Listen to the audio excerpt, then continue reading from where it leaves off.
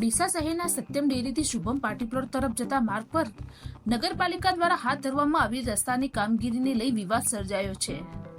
નવીન બની રહેલો આ રસ્તો એન્ટ્રીના ભાગે અત્યંત સાંકડો કરી દેવાતા તેના રહીશોએ પાલિકાના ચીફ ઓફિસર તેમજ નાયબ કલેક્ટરને લેખિત રજૂઆત કરી કામગીરી યોગ્ય રીતે કરવા માંગ કરી છે.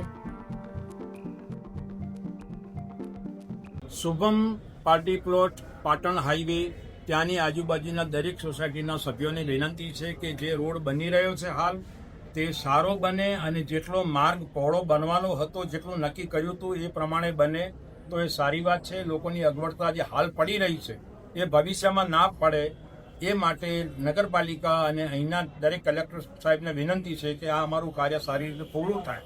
રોડ મોટો બને, પહોળો બને, જે બનવાનો હતો એટલો બને એ સારી વાત છે. નહીં તો ભવિષ્યમાં આવનારી ચૂંટણીમાં અહીંના સોસાયટીના દરેક સભ્યોને એવી માંગણી છે કે અમે ચૂંટણીનો બહિષ્કાર કરીશું.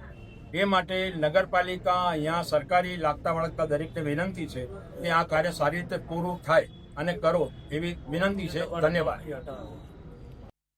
શુભમ પાર્ટી પ્લોટ જોડે નગરપાલિકા દ્વારા રસ્તાની કામગીરી હાલમાં ચાલુ છે.